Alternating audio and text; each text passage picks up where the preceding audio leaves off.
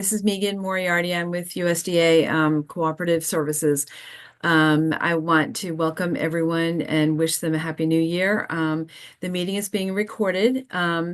This slide is about the Interagency Working Group on Cooperative Development, which was created in 2014 by the Farm Bill to foster cooperative development and ensure coordination with federal agencies and cooperative organizations. Co-ops can work in any sector of the economy. Our interagency meetings have addressed how cooperatives work in food, housing, care, and other industries. The interagency website maintains recordings of these meetings and lists funding, partner organizations, tools, and resources for cooperatives. Please take a look at our Cooperative Services website. This website includes publications and other information to help with cooperative development. Also, take a look at the interagency publication, the Cooperative Quarterly. In the service of time, we'll keep introductions very short. Speakers' full biographies will be posted in the chat. It's my great honor to introduce Victoria Collin, our acting administrator with USDA Rural Development Business Cooperative Services. If you want to just jump ahead to her slide, Administrator Collin, take it away. Thank you, Megan, and I'm very pleased to be here, technically still as Deputy Administrator for a few last days until noon on Monday, and then I will indeed be the Acting Administrator. I am especially pleased to welcome everyone to our first meeting of 2025, particularly in light of the fact that the United Nations has designated 2025 as the Year of Cooperatives.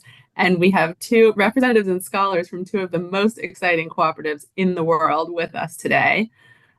Cooperative businesses, as many of you know, create robust, sustainable communities by meeting the needs of their member owners and keeping profits local. They fill market gaps in economies. Cooperative members own, use, and control their businesses democratically and can respond flexibly to the ups and downs of the business cycle, making the cooperative a particularly resilient business structure. Co-op statistics prove the resiliency of agricultural cooperatives, with more than 23% of U.S. farmer cooperatives operating for more than 100 years, and 77% being more than 50 years old. So we have some great examples here in our country too. For all those reasons, the United Nations has declared 2025 to be the International Year of Cooperatives, and the theme, Cooperatives Build a Better World, and encourages all member states to promote the efficacy of cooperative businesses in contributing to sustainable economic and social development. Key UN objectives include that governments create an enabling environment for cooperatives, which is what we're all here to do today. Cooperatives promote public awareness, develop new leaders, and leverage cooperation. Institutions and development agencies promote cooperatives through education, strengthening capacity, and international collaboration, and that the public understand cooperatives, another key objective of today. So this meeting will address two of the most successful cooperative ecosystems in the world, Mondragon and the Emilia-Romagna cooperative ecosystems. The Mondragon Corporation in Spain, a cooperative system with 12 billion in annual revenue, lifted the Basque region out of poverty in the years following the Spanish Civil War. Emilia-Romagna is an Italian region where cooperatives are responsible for about a third of the gross domestic product. And we are honored today to have Professor Freundlich from the Mondragon University and Francesca Federzoni, the CEO of Politecnica Cooperative in Emilia-Romagna, who will describe the cooperative ecosystems where they live and work. A panel will describe their efforts to bring Mondragon and Emilia-Romagna to the United States. Matthew Hancock spent much of his life learning and working in Emilia-Romagna and now promotes worker ownership in the United States. Dr. Christine Clamp's extensive Mondragon scholarship informs the operation of worker cooperatives in the United States. Attorney Eric Britton's worker ownership-focused practice has provided him with insight into policy changes that would facilitate more cooperative businesses. And attorney Deborah Groban Olson's career has been spent bringing principals from Mondragon and Emilia-Romagna to Detroit and other places. So this should be a really exciting webinar. I can't wait to hear what everyone has to say. And now I'm pleased to introduce Dr. Fred Freundlich. Dr. Fred Freundlich is a professor of cooperative enterprise at Mondragon University and co-founder of its Master's in Cooperative Enterprise and Social Business Management. Thank you so much for talking with us today, Fred. Hi, everyone. A pleasure to be here. Thanks to you, Victoria, Megan, and Robbie, and Scott, and the team for organizing this session and the prior one and the Interagency Working Group in general. It fits perfectly with the theme of the session of building cooperative ecosystems. Okay, Mondragon, as Victoria mentioned, is a network of tightly integrated cooperative enterprises, about 80 of them, 80 or 90, depending on how you count them. And the network that they've created, this ecosystem, may be its most important contribution to the cooperative movement, cooperative thinking, and cooperative practice around the world. Here, this ecosystem is called intercooperation. If I might slip into that vocabulary from time to time, just so that you know. So this network in Mondragon, as I say, dozens and dozens of cooperatives in a wide variety of sectors, including advanced manufacturing, finance, retail food, education, knowledge, etc. Basically uses intercooperation in two different ways. It has two approaches to building its ecosystem. And it started doing this in the 1960s, or in fact, even before 1959, when it created its own bank. The two approaches to intercooperation might be called in the following way. The first, institutions and policy in common. So all of the co-ops get together to create certain organizations that they all use.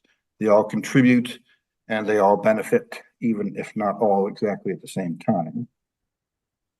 The second approach to building the ecosystem to intercooperation is co-op to co-op collaboration. And I'll talk about that a bit more in a minute. Institutions and policy in common. As I say, all the co-ops contribute. All the co-ops, they contribute materially, they contribute in terms of governance of common institutions, and they all benefit from directly and indirectly from the institutions that they've created. The idea basically is strength in numbers, very simple. We can do things together that would be very difficult or impossible to do alone. And we can create institutions in a whole variety of sectors and fields that are adapted specifically to cooperative needs. Market institutions, ordinary conventional market institutions, frequently aren't well adapted, don't know or are nervous about cooperatives or worse. And these institutions that we create together are created very specifically for the cooperative enterprises in the ecosystem. So they can respond much more readily to our specific needs and interests. Some examples of policy and institutions in common. The first I mentioned a minute ago, it's a bank. Today called Laboral Cucha, earlier called Caja Laboral. Many of you may know it by, or have heard of it by that name. And in its first generation, it wasn't exactly a bank or a credit union, though legally, in legal terms, it is a credit. It's what might be called a cooperative development finance organization, because its purpose was not so much to provide financial services to its clients, though that too. Its purpose was to gather economic resources in one place that could be used to develop cooperatives in the region. Absolutely crucial institution for the Mondragon ecosystem, continuing to today, but especially in its first generation. Other institutions in common, a venture capital fund, which has invested some hundreds of millions of euros in Mondragon Ventures. What happens when you get 50, 60, 70, 80 cooperatives of some size contributing annually to a fund like that? Another institution in common is the social security system, designed specifically for the Mondragon co-ops, providing sort of health and pension benefits, among other things. A university, the university where I work, Mondragon University, and it's 4 different schools and faculties, a series of vocational schools, a wide variety of continuing adult education and training, the central departments of the Mondragon Group itself. So all the co-ops come together. They don't send thousands and thousands of people to a sports stadium. Rather, they've created a series of organizations, of structures at the governance level and at the management support level, where they all come together. So they have agreed to do this for themselves, to provide themselves with these kinds of governance practices and management services in order to build, strengthen, monitor, develop the ecosystem in general. Some of the most interesting policies that they have in common, which are helped a great deal by being close together. One of the most interesting things about Mondragon is that a significant number of the co-ops are within 10, 15, 20 miles of each other, so they can do things together that are harder to do if they're further apart. But one of these is the no layoff policy. That is, a worker member of a Mondragon co-op cannot be laid off for economic reasons.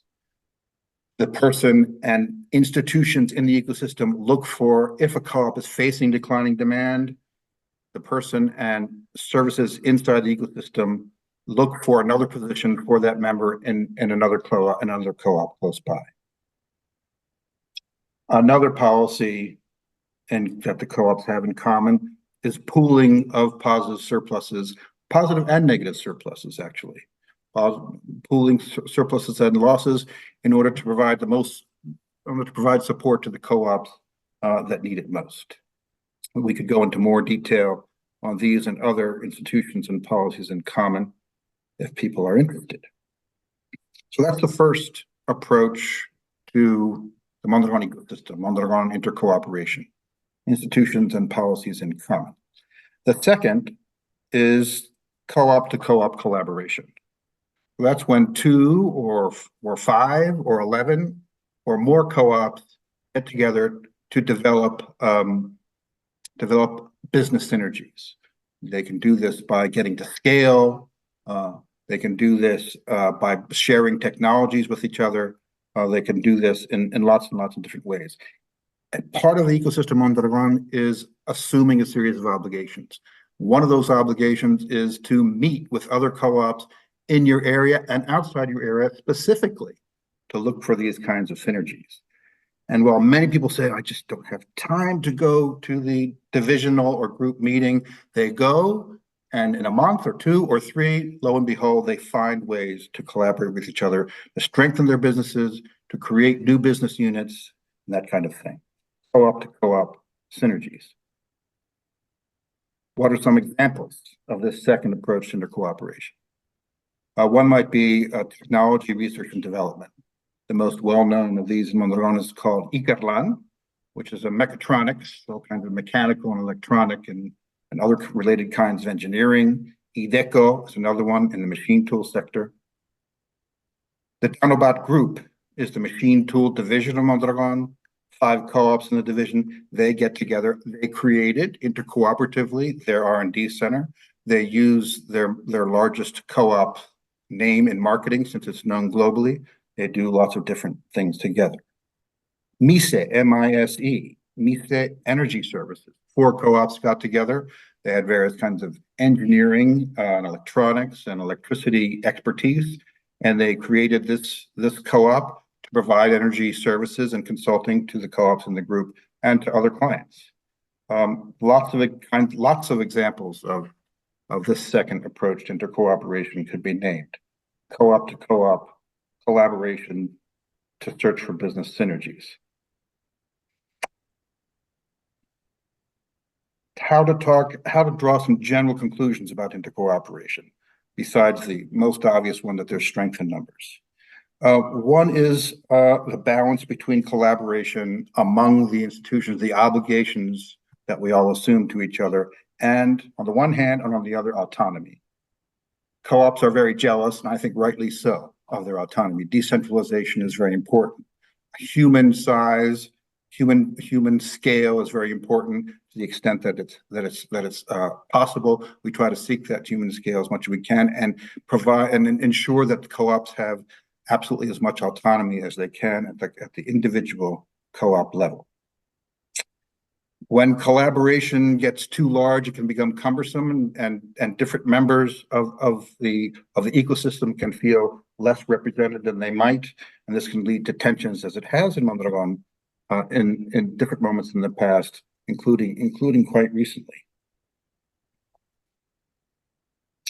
So I would finish by encouraging everyone in the group to begin to seek intercooperation opportunities. I mean, I'm sure many of you are doing it already, and the previous session of the Interagency Working Group was about a couple of those examples. There are others to explore. One in North Carolina, the Industrial Commons, neighboring food cooperative in Western Massachusetts and New England, upstate New York. We're collaborating with an organization now called the Evolution Institute in Florida.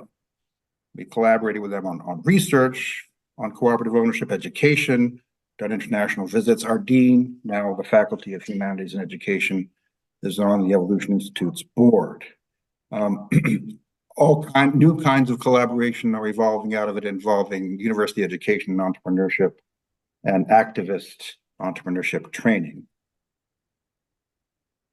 The founder of EI, Jerry Lieberman, has been here several times, as have members of various groups in the United States that are pursuing intercooperative efforts. So in closing, I would encourage you energetically, enthusiastically to be in touch with each other, to expand and strengthen cooperative ecosystems in the United States, and I would be more than happy to help in any way that I can. Thanks very much. Thank you so much, Fred. Next, we're honored to welcome Francesca Federzoni, President of Politecnica Cooperative in Emilia-Romagna, Italy. Francesca? Hello, everybody. My name is Francesca Federzoni. I'm the Vice President of Lega Coop Estensa, the President of Politecnica F Design Cooperative, one of the most important in Italy. So I would like to start from the Article 45 of the Italian Constitution. The Republic recognizes the social function of cooperatives as a mutual and non-profit organization. The law promotes and favors its increase with the most suitable means and ensures, with timely controls, its mission and objectives. So for Italy, cooperative model is very, very important. In Italy, the cooperative systems has almost 140 years of history. Cooperatives are represented by Lega Nazionale delle Cooperative e Mutue, National Association of Cooperatives and Mutual Societies, that promote the development of cooperatives and promote the diffusion of cooperatives' values and principles. Cooperatives that adhere to Lega Coop are present in all regions of Italy and operate in position of excellence in almost the economical sectors.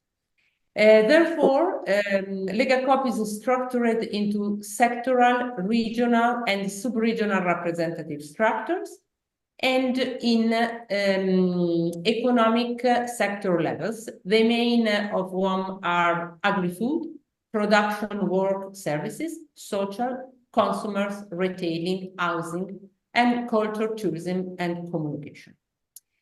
Regarding Emilia-Romagna, my region is in the north of Italy. I can say that Emilia-Romagna expressed an extraordinary cooperative strength because cooperation was born in Emilia-Romagna, and here it creates value and values.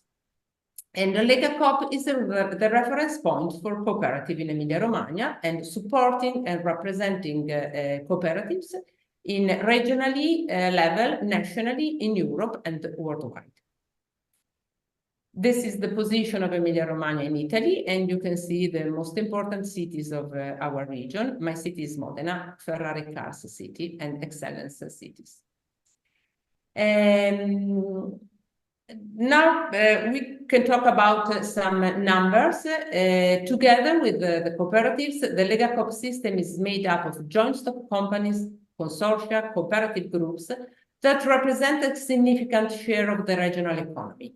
Around the 18% of the value of the economy of Emilia-Romagna region. And this is particularly important, this 56 billion of euro, because Emilia-Romagna is a region in which is the one of the first region in Italy and Europe for innovation and development, growth and social equality. And these are the added value of each sectors in the cooperative model. Services are around an added value of around 5.1 billion of euro. The social cooperation, 1.4 billion of euro. The agri-food sectors, 1 billion of euro. And the industries, 1 million of euro too. So, starting with our pillars, Lega Coop supports, advocate for, and represent the cooperative model through regional policies. And we act like as a bridge between cooperatives and institutions, maintaining a constant and a direct dialogue with regional authorities. Our active participation in commissions and regional working groups allow us to bring the needs of cooperatives to the center of the decision-making process. And regarding the pillar, what I can say is that the impact of cooperative welfare is a benefit for the entire community. The cooperative model as a generator of social and economic well-being, this is one of the most important things that we can see in the cooperative model. Cooperative welfare policies improve the quality of life for workers and have a significant impact on the development of the territory and the assistances. What we promote? We promote the socio-economic well-being of workers, employees, and their families. Investment in welfare is reflected in a range of services from healthcare and professional training to support for work-life balance and initiative for social integration. These services not only improve the quality of life for individuals, but also increase productivity and the attractiveness of cooperatives as workplaces. More satisfied and better supported workers tend to be more productive and less likely to change jobs, thereby reducing turnover and associated costs. And what about the social and economic development? A comprehensive well-being that makes Emilia-Romagna the perfect example of how the cooperative model can positively interact with and within the territory, promoting inclusive and sustainable economic and social development. This approach has contributed to creating a cohesive and resilient social context, as well as representing an economic success. The presence of cooperatives in the territory has indeed contributed to regional development, economic stabilization, thanks to a fair distribution of the fruits of growth, and has allowed for proactive response to social challenges such as integration and population aging. Last but not least, few words regarding my sector, the design cooperative, Politecnica, my cooperative. Founded in 1972 from 7 professionals. Nowadays, we are more than 300 professionals. And I strongly believe that the design cooperative model is one of the best suitable models for the development and growth of engineering firms, because it's democratic, intergenerationality, and theoretically infinite, with a lifespan infinite. And I believe strongly that through the cooperative model, it is possible to achieve a fair, ethical, and equitable development model where resources are distributed fairly And with experience like this one, sharing our knowledge, sharing our experience like today, I believe is the better way to build a better world. Thank you very much. Thank you so much, Francesca. That was really wonderful. I don't see our speaker, Matthew Hancock, on. Is Matthew on? If not, what I think that we will do is instead we've got a recording of Dr. Christina Clamp, who's a Cooperative Hall of Fame educator, who's written extensively about Mondragon and worked to bring its principles to the United States, and attorney Eric Britton, who will discuss some policy changes that the United States might benefit from to facilitate cooperative development. Hi, So go Megan. ahead, Scott, and roll it. Megan, before we tee that up, we do have Abe here, so I'm gonna go ahead and I'm gonna reverse the presentation, and we'll let Abe do his thing. Is that okay? Abe, can you hear us, sir? Should be I think that's Matt, but he may have used Abe's link, great. Okay. Hello, which is Matt. okay. We're thrilled that Matt's on. He's an MBA and senior consultant with Praxis Consulting Group, which is a worker ownership company in the United States. Matt has studied at the University of Bologna and has worked in and written about the Emilia-Romagna region and its cooperatives. Matt. Thank you so much, everybody, for having me. And hello, Fred. We have yet to meet in person, but this is a step closer. I saw your face on the screen. Francesca, buonasera. And I see that my colleague, also Margaret Lund, is on this, with whom I've done a lot of research and writing as well. And I think the frame for my contribution was really about sort of the idea of what have we learned, what are we applying from the experience in Emilia-Romagna here in the United States. So I'm going to attempt to tackle that by telling you a little bit about me and the work that I do, and some lessons that we've learned. And I'm saying we, a lot of it's me, but also colleagues like Margaret and I have done some work trying to distill down what have we taken away from this. So I work now at a consulting firm called Praxis Consulting Group. This is a little bit about us. Our origin is working with co-ops.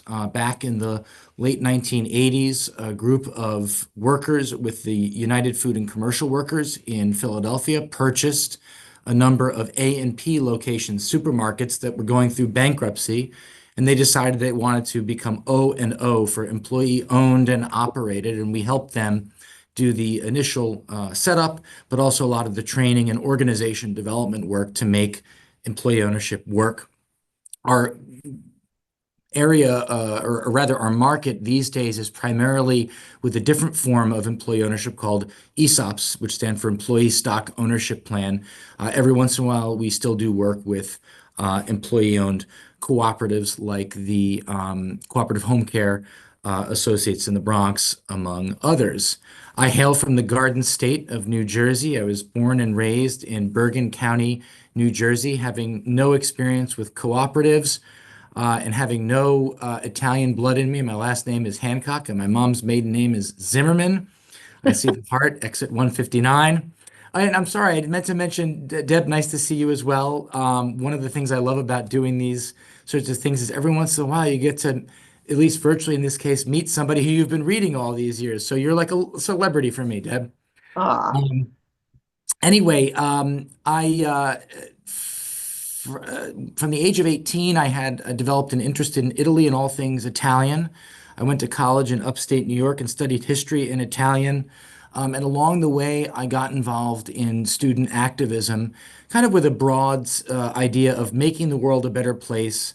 But it was really a vision of protesting the things that you don't like about the world without much of a vision or knowledge of how to go build a different world. And so I briefly worked at the Center for Labor and Community Research in Chicago, and Dan Swinney, the founder of CLCR, who many of you know, said, "I get what you're against, but what are you for?" And that was really the first inkling that maybe there was something about the form of ownership in the economy.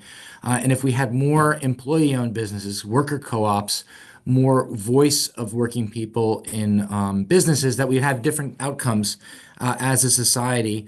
So my love of Italy and my interest in social change and now cooperatives brings me to Bologna, Italy. There's a funny story that I won't tell you, but I sort of randomly ended up in Bologna, and it does have something to do with an Italian Led Zeppelin cover band. I'll leave it at that. But I go to Bologna not knowing too much about the region's unique history, in particular about co-ops, and I ended up through the Institute for Labor where I worked, through the program in cooperative economics that was founded and directed by Professor Stefano Zamani at the time, really being immersed into this just beautiful reality. And it's hard to communicate whether you have 2 minutes or whether you have 2 hours, just how special of a place that Francesca lives in and works in. But it is quite a magical place. After having had experience, I did my research on the town of Imola, which is oftentimes called the Mondragon of Italy, in terms of the prevalence of worker-owned cooperatives and the concentration of cooperatives in one small area. I think that's an imperfect comparison, but we'll use that for the shorthand. I graduated from the University of Bologna with a master's in cooperative economics, which you see in my bio. I've shortened to MBA, but it's a lot to explain. I moved to Chicago and went back to work at the Center for Labor and Community Research, first working with a coalition. And so this is when I began to start to apply what I had learned. So first it was around a coalition between business, labor, and local government, trying to retain manufacturing in the Chicagoland area. That led to work in education, trying to connect disadvantaged kids in Chicago with a strong vocational training, so things like machine shop, engineering, later technology, but also teaching them about entrepreneurship, making connections for them within industry. So many small businesses that have become really important global players in Emilia-Romagna started out as startups. Skilled machinists would leave their employer and they would create a friendly competitor specialized in a product or a process. Sometimes they would lose their job for political reasons and they would say, we're going to go start a cooperative. And so they've become now names that are pretty important, like IMA, which is not a cooperative, but a big player in packaging machinery. A co-op like Cefla, it comes to mind, CEFLA. So from humble origins, combining technical skills, social supports, and entrepreneurship was some of the things that we saw happening in Italy that we tried to bring to a place like Chicago. From Chicago, I took a long detour, actually running a high school in Chicago, but that's for a different webinar. I come to the city of brotherly love. Being from Bergen County, New Jersey, I had no idea what to expect, and I fell in love with the city. And that's when I joined Praxis Consulting Group. And at Praxis, I primarily work with ESOPs, broadly around what we would call ownership culture, but that includes everything from training employees in how to understand the business and read the financial statements, to working with leaders to understand how to manage differently now that your employees are also your owners. These are sort of some of my conclusions around why should we be paying attention to Emilia-Romagna. This is Piazza Maggiore in Bologna. I hope you all have a chance to go there and stroll around in this beautiful city. But I think we're looking at a sustainable model for cooperative ownership. And in particular, Emilia-Romagna stands out for the number of employee-owned or worker-owned cooperatives. But these are cooperatives that are now celebrating their 90th anniversary, their 100th anniversary or more. And you continue to see the startup of new cooperatives in different parts of the economy. As Francesca talked about, that they're a major contributor to the economy. These are by far, these are by no stretch of the term marginal businesses. You'll find them in every part of the economy. They also are a pretty respected and important player in politics and civil society throughout the region. This is from Imola, the town that I mentioned, doing some field work in and looking at sort of what does it take on a local level to develop and sustain a cooperative economy.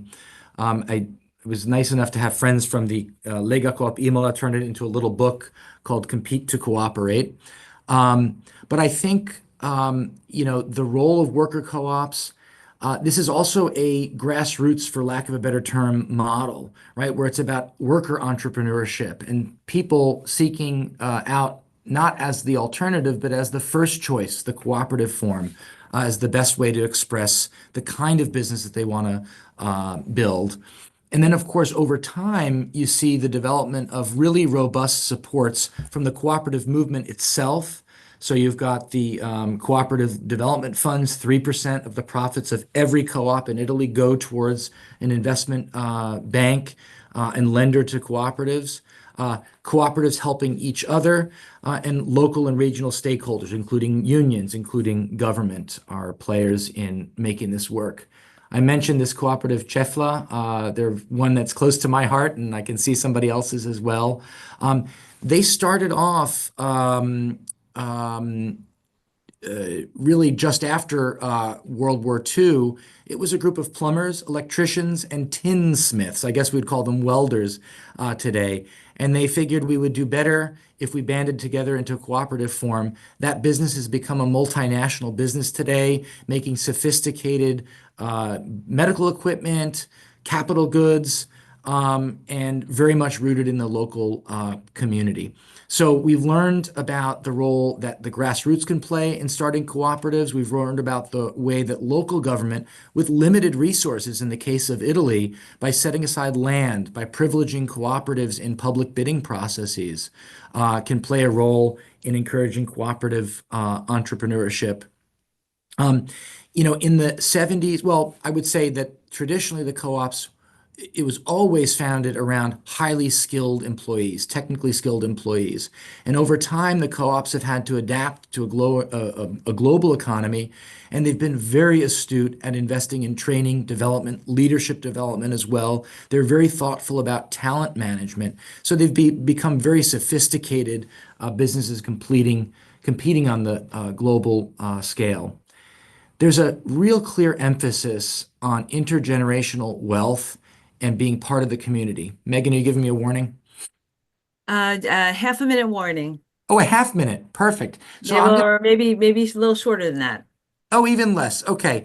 I want to end then on something that Margaret and I spent a lot of time talking about and with cooperators in Italy about.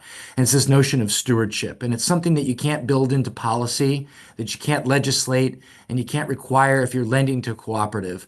But the behavior that you see and the sustainability of these cooperatives, I think really comes down to this vision about what we're doing is not just for us, it's about the next generation, and a real belief that we are the temporary beneficiaries of wealth and sacrifices made by past generations. And our job as worker owners and as leaders is to steward the assets that we have that we can benefit from now, and to make, not just protect them, to make them stronger for the future generations. Matt, that was really great. Thank you so much. Next, let's hear the recording. Inviting me to talk about my efforts in support.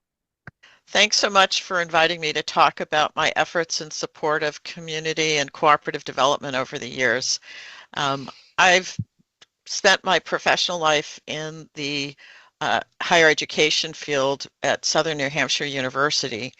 And there I was originally hired as a co-op specialist when we had a School of Human Services, and we're really looking at co-op development as essentially part of advocacy at the college. I then went on to work with what became the School of Community Economic Development, and always I was offered the opportunity to teach a couple of courses on co-op development. And I found that using very practical, implementable tools in the courses was the way to go. I actually had students in my international class writing a business plan because I had them for 16 weeks, whereas the national students were in a low residency program, so it was a little harder to do that with them. And with the international students, some of them actually carried those business plans home to develop cooperatives when they went back to their countries, including a beekeepers co-op in Egypt. And so with the way that I approached teaching, it was always about how do we make this relevant and practical for people. And so I feel very fortunate that when I look around the United States at the co-op community, I can point to some very impressive co-op leaders who I had the good pleasure and honor of teaching. In answer to the question about how did I get involved in this work to begin with, let me just say that I had my undergraduate experience took me overseas, and in seeing communities that were desperately trying to turn their lives around, cooperatives really were an important vehicle for making that happen. I saw this in India, and I especially saw it in Central America and Guatemala and Costa Rica. And in Costa Rica, where the government had played an important role in building a ministry to promote new cooperatives and doing it in a way that really gives voice to the local community and community leaders. And this became really important coming back to the States, where I saw a lot of dislocation happening with plant closings as companies were moving out of New England and first moving to southern states and then moving those same operations overseas. We worked with the Federation for Industrial Development, FIDO. There were folks at Cornell University, at Harvard University, and at my institution, Boston College. I became involved with the American Friends Service Committee, where we developed a program that became the ICA group, or the Industrial Cooperative Association, as it was known in its early days. And our focus was really on how to create opportunities for dislocated workers through worker ownership, and also to address the plant closings through legislation on an early warning system. And all of that has been really important as a way to give communities tools to preserve good jobs when and where possible. So with the teaching that I did, one of the things that was particularly important to me was the way in which we were able to, with funding from HUD, the College Work Study Program, to finance students who never would have had a chance to come to New Hampshire to study otherwise. And in that group, I each year was often able to fund students from Native American reservations. And what the group that probably stood out for me most were 3 women who came from the Rosebud Sioux Reservation. And they had a tough time with their financial courses, but they wouldn't give up, and I wouldn't give up on them. And they were eventually able, their last year, they drove cross country for their coursework, bringing the children with them, and successfully getting through their courses to earn their degree. And it was such a joyful moment to watch them go up on the stage to get their diplomas. And they've gone back to work in business development and education back at the Secungo Reservation. So,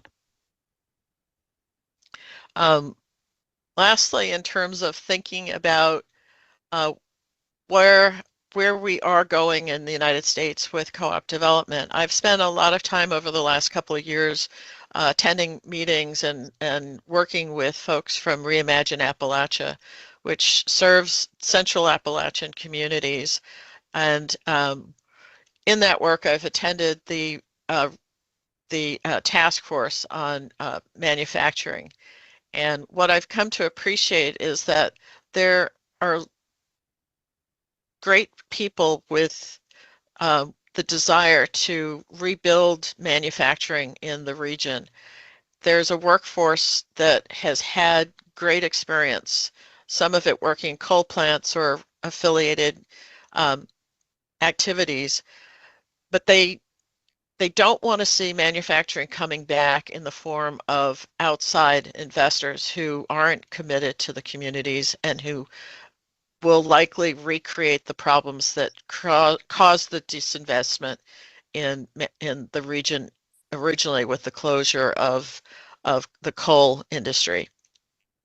So when we talk about what is it that will make a difference, I don't see how tariffs will address the problem. What I do see is that resources that strengthen the capacity of workforce through the community colleges and other colleges in the area to support retooling of facilities like the closed coal plants and the port facilities that have worked there, because you have the infrastructure, you have the connection to the grid. But what people want to see with that are good unionized jobs that protect workers, and at the same time that they do this, that they do it in a way that builds local ownership of the economic activity. And co-ops clearly are a way that we see that this can happen. That's great. Chris, could you just tell us what drew you to your study of Mondragon? Yeah, so I was, because of my interest with worker co-ops and the plant closing question, there were a number of researchers at Cornell and at Harvard and at my institution, Boston College, who were interested in looking at alternatives, and Mondragon was one of the places that surfaced as a really interesting example, because it was a place that had restored a local economy despite the fact that the Franco government was really angry at the Basque people and wanted to punish them for not supporting him in the Civil War. And so we felt there were lessons there. We very early on figured that it wasn't a place that you could simply go see what they were doing and exactly replicate it. But I got a call one night from my advisor who said, "Would you like to go to study the Mondragon cooperatives? We can pay your airfare."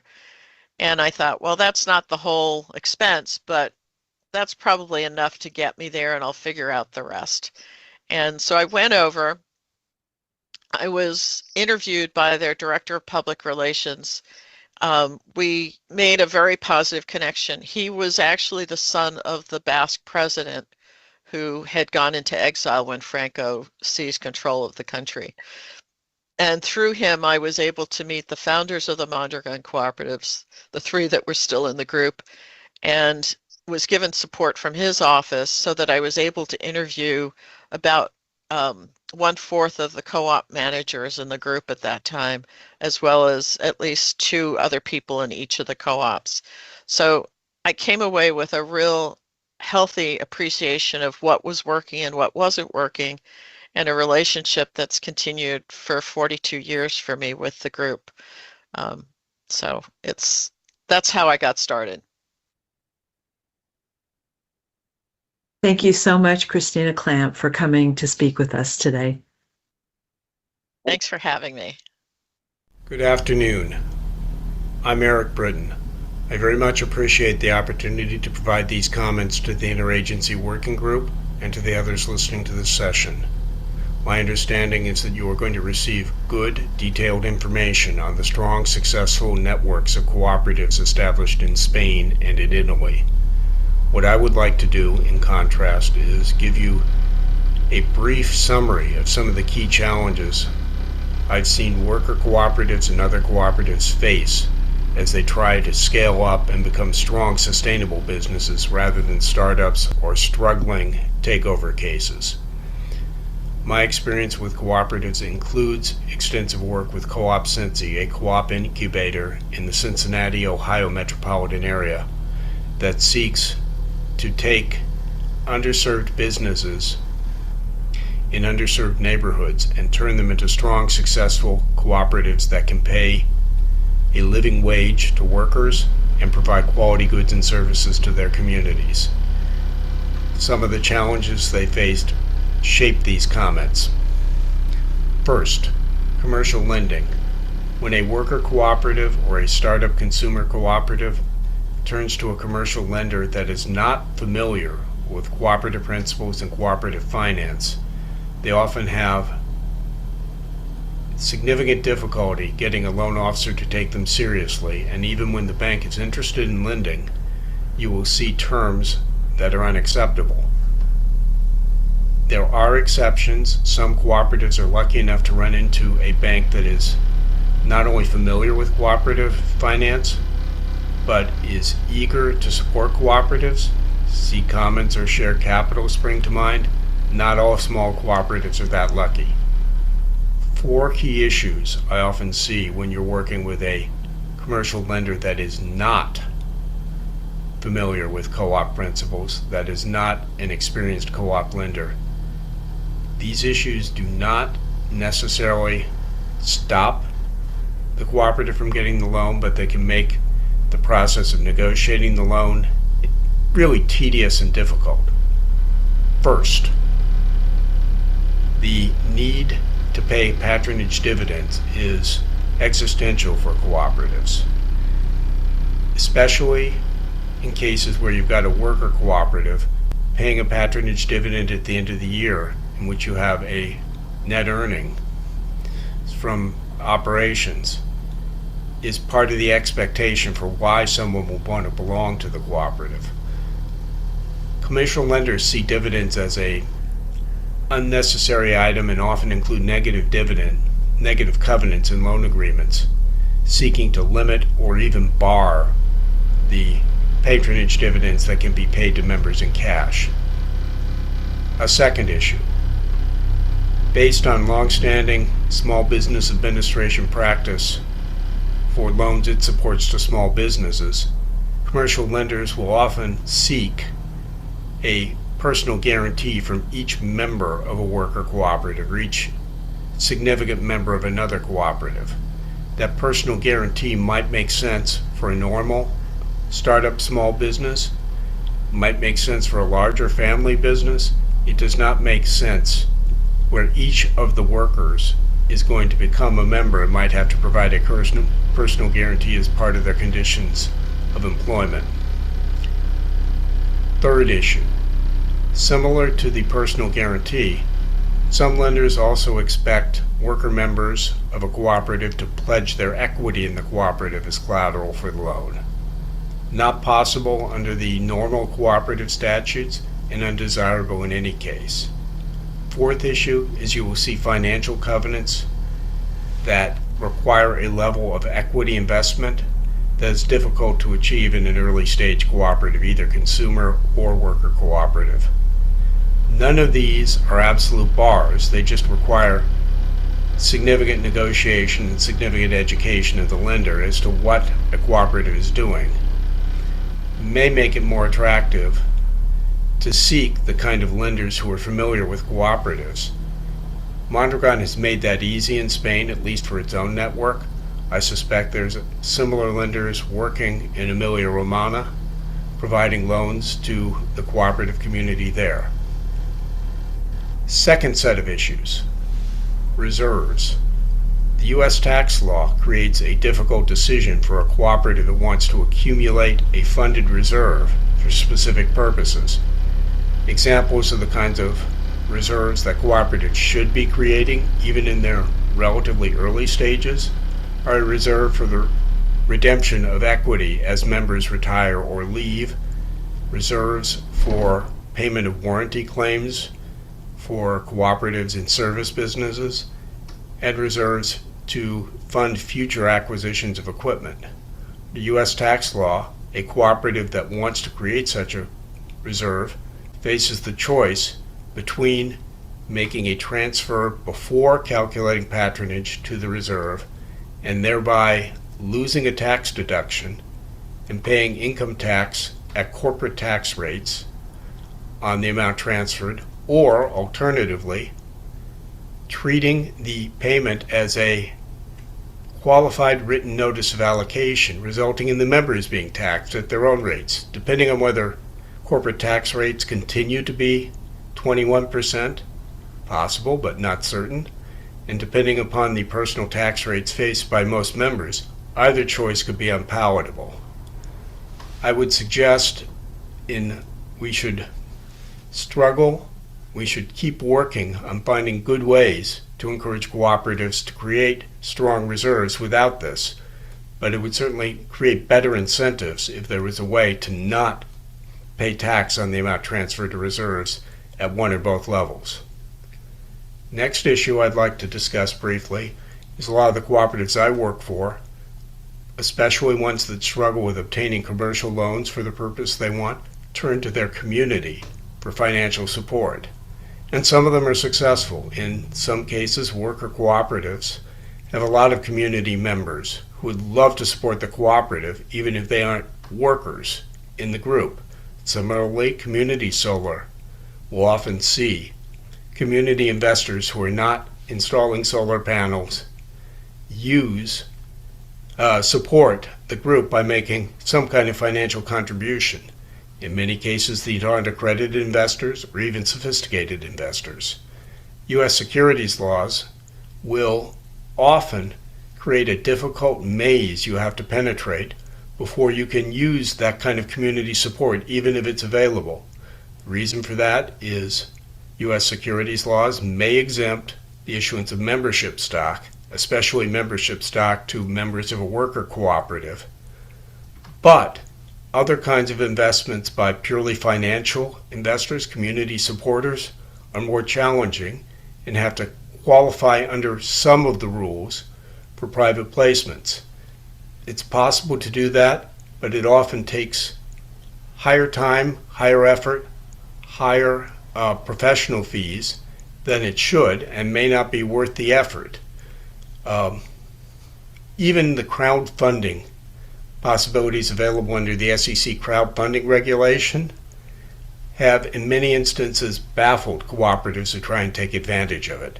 Not because the rules are bad or provide too much protection to investors, but merely because the costs of using one of the crowdfunding portals, including the cost of preparing the financial disclosure and narrative disclosure about the business required, result in excessive relative to the scale of the co-op professional fees. I thank you for the opportunity to present these comments. I'm anticipating that there'll be further discussion on these topics, and I would look forward to participating in those discussions in some manner. Well, thanks everybody for listening to that. We are very fortunate to hear from Deborah Groban Olson, an attorney who has worked to bring Mondragon and Emilia-Romagna principles to Detroit and other parts of the United States. Deb? Thank you very much. I am honored by your invitation, and I want to make an apology to Fred and Francesca if I say anything wrong about Mondragon and Emilia-Romagna, because my information is old. So please correct me, but not here. Mondragon and Emilia-Romagna inspired much of my life's work. During a visit to a Mondragon factory, I saw a fully enclosed steel forging hammer. Having created a worker co-op at Franklin Forge in 1984, where the forging hammers were not enclosed, I was impressed that Mondragon's was. So I asked, why have you enclosed the forging hammer? And the answer I got was very interesting. They said, first of all, our company partly owns the health insurance company that insures our hearing. And secondly, we like to have our hearing. So it is worth it to us to spend the money on enclosing the forging hammer. And then I asked them, why do you have a huge picture window in your factory? And they said, because it's our factory and we like looking at our mountains. So I thought that was just an interesting aspect of what this is all about. Also, I was once a client of the USDA Rural Development. So I have to just say, in 1971, I helped a group of single moms get Farmers Home Administration funds to build a self-help housing program. And I thank you. For almost 40 years, I've run a series of nonprofits intended to bring some form of Mondragon to Detroit, and also focus my law practice on employee ownership. When I arrived in Detroit in 1981, I saw many parallels between Mondragon in 1936 and the disinvestment in Detroit in the 1980s. Many Detroiters worked for global auto companies that were outsourcing jobs to the South. As a union attorney, I realized that unions needed some new tools and that Detroiters needed to know about Mondragon and locally rooted worker-owned businesses. Serially, I created a number of organizations, which unfortunately I don't have a lot of time. I don't have time to talk about, but I created the Michigan Employee Ownership Center, and then the Joint Cities Development Corporation, and then the Center for Community-Based Enterprise, and also then the for-profit Ingenuity US L3C, all of them in one way or another aimed at developing worker-owned companies and bring Mondragon arrangement and collaboration amongst those companies to Detroit. In the 1990s, when US companies started outsourcing globally, I started the Capital Ownership Group, a virtual think tank and conference center at Kent State University. It was created to enable people from all countries to collaborate on ways to use employee ownership to combat the negative impacts of globalization. The funders for the Capital Ownership Group also supported a publication and a conference about my writing on something called fair exchange. Fair exchange meant providing citizens with equity when governments invest in businesses. An outcome of that was the Ingenuity US L3C had a labor patent strategy. In 2009, when the US government was a majority shareholder in General Motors, during the General Motors bankruptcy, Ingenuity US proposed to the US government to require GM to license its unused green patents, of which there were many, many, for creation of employee-owned companies in Michigan. President Obama's response, unfortunately, was refusal. He said he would not create environmental policy on the back of General Motors and was going to be a hands-off investor, unfortunately. So the closest thing to Mondragon in Michigan is actually not a co-op, but it's a Zingerman's community of businesses in Ann Arbor.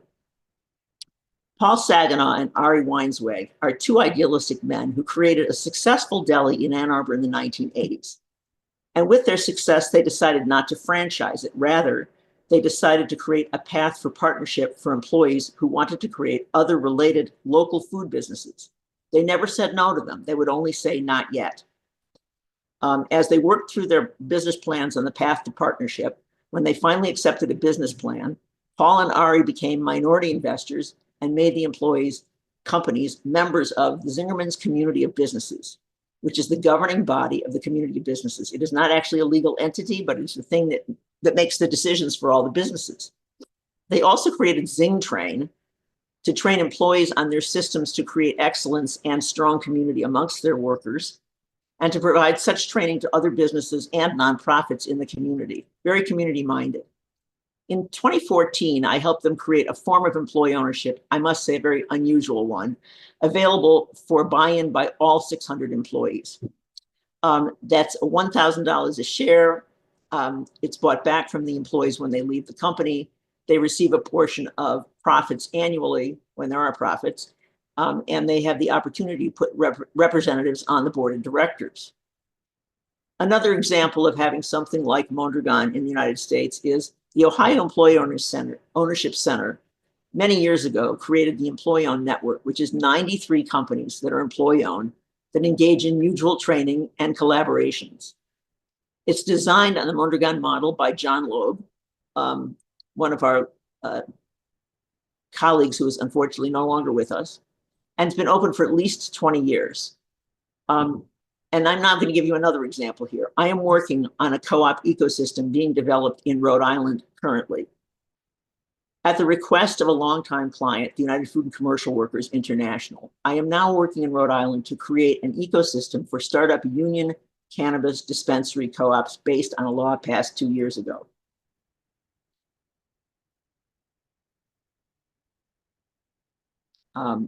I've been working primarily as a volunteer on this project because the United Food and Commercial Workers is doing something I have advocated to the union movement for 40 years. The union has 10,000 cannabis workers under contract, none yet in worker-owned companies. Because cannabis is a regulated industry, the union is using its political assets to get laws and regulations in this industry that will enable union worker co-ops. Is providing some of the resources that a Mondragon Bank entrepreneurial division would provide, and one of the things I've been asking the labor movement to do for many years.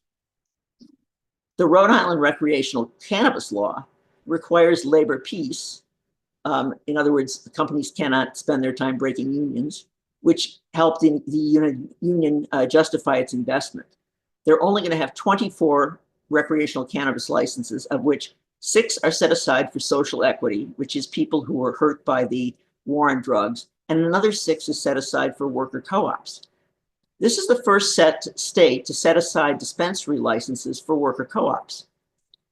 The UFCW has a paid full-time organizer for 2 years and has introduced many cannabis industry owners and other professional resources like myself to the project.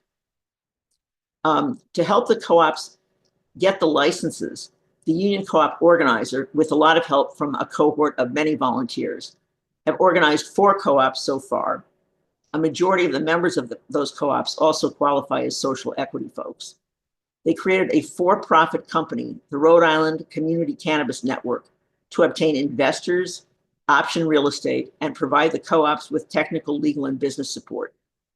The co-ops will eventually own some part of that company. So again, this is sort of designed on the Mondragon model. These are, of course, startup companies, so it's all very difficult. We also created the Co-op Roadie, modeled somewhat on Co-op Cincy, which provides training on running a business, the cannabis business, being a co-op, and helps recruit new members for the co-ops. The license applications are complex and require industry lawyers, and licenses also require having committed real estate in very specific zones. This creates huge barriers for social equity folks who want to create worker co-ops. The Rhode Island Community Co-op Network developed a structure that will enable outside investors to benefit from the dispensaries, but the decision-making and the majority of profits will go to worker owners who are co-op members. Funding in this area is particularly difficult because cannabis, of course, is illegal federally, although it is sanctioned in the state. So finding funding for this is extremely hard, and looking for anyone who is interested in helping us. In conclusion, I believe the USDA need not start from scratch to determine how to implement Mondragon or Emilia-Romagna strategies in the US. There is experience and good examples of Mondragon-like efforts in the US. The USDA can build on those resources. The successful examples have physical proximity, cultural cohesion, or are in similar businesses. At this point, I know of no national examples, although I may not understand from Francesca, perhaps Emilia-Romagna now is all of Italy, has co-ops in all of Italy. We all need money and a lender dedicated to co-op businesses that also provides technical support. In the new political climate, the USDA is, I believe, well positioned to support Mondragon-like efforts because it primarily serves and is popular in rural areas. Thank you very much.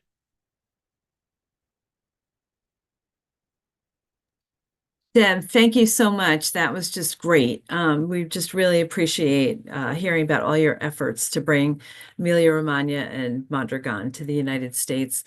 Now, if we could, turn on our cameras if you like, and I don't know if we have the ability to unmute Scott, and ask questions live.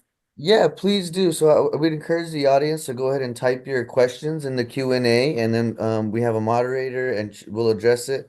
But also, please keep aware of that raise your hand feature. If you want to pose the question verbally, if you hover your mouse on the bottom of the screen, you'll see that hand raised.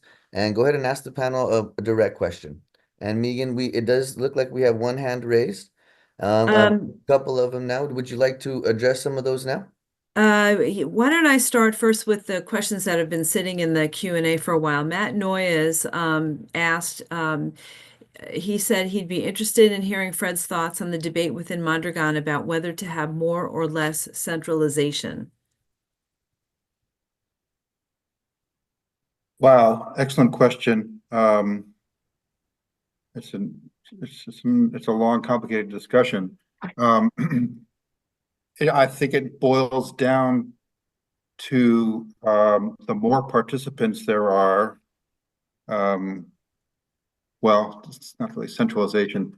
More participants there are, the more resources are available for whatever member of the network might be, interested or might need them. Centralization.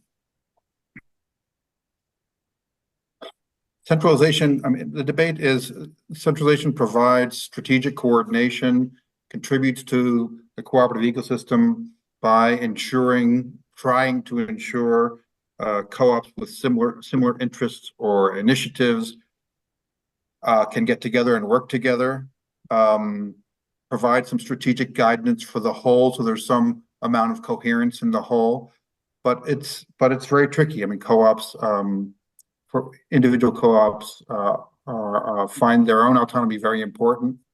They find that they ask themselves how big is too big for all of the participants to feel well represented, both in terms of central bodies, governance, and management decisions, as well as in the distribution of resources. It's a complicated discussion. Go into a lot of detail. I would encourage the questioner to get in touch with me if they'd like to go into it more. And this question is for Francesca, I think. What is the distinction between co-ops and mutuals among Liga co-ops membership? Yes. I use my translator to be more clear. While both are based on mutualistic principle and solidarity, cooperatives have an economic vocation focused on the production of goods or services, whereas mutual cooperatives concentrate on a social protection and assistance for their members. I hope it is quite clear. Sounds good. So next question is from Jerry Lieberman. How can we best share the knowledge we've gained from working with Mondragon, as well as learn more from Francesca?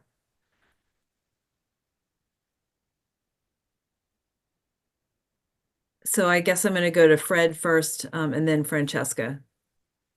How to share that information. How to share that information. I might recommend, I don't know if the Interagency Working Group can create a common site for where people can add their information, set up discussion groups. If another cooperative organization in the United States has something like that, I'm not entirely sure, but where they can share their email addresses, their contact information, and share their ideas about how to cooperate using Mondragon principles and practices. I'd be happy to participate in that myself. There are a series of videos on called Explore Mondragon that explain a lot of the basics to people who are interested in those kinds of things as well. If I can add something, from my point of view, it is more practical if we can share knowledge in economical sectors, specifics. For example, we can share knowledge for the industrial sectors or agro-food sectors. So declining for each economical sector is more practical. And if someone is interested in some sector in particular, we can also organize. We Lega Coop can organize meeting with the main cooperative in that sector. So we remain at your disposal if you need more information for one or more of these sectors. That's great.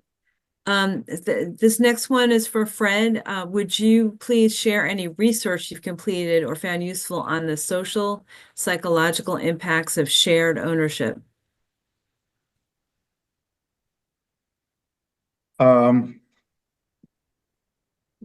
The conclusions of the research, or the names of the publications themselves. Well, I think, you know, what you've done and what others have done that you found useful.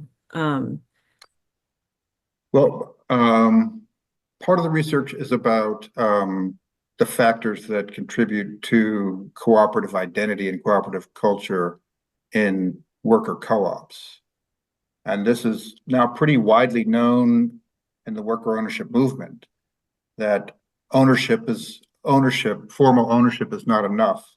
People have expectations about what ownership means, participating and being involved in decisions, particularly close to their workplace, close to their job, having information from the company about how it's doing in its sector and what have you, about its governance and governance decisions.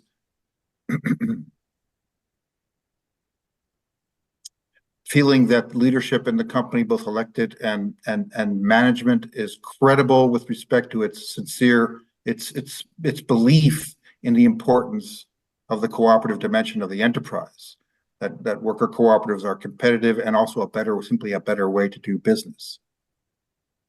Also done some research on cooperative ownership education, very important aspect of developing a cooperative identity in a cooperative organization. If you look me up or get in touch with me by email, I can actually send some of the publications along. That sounds great.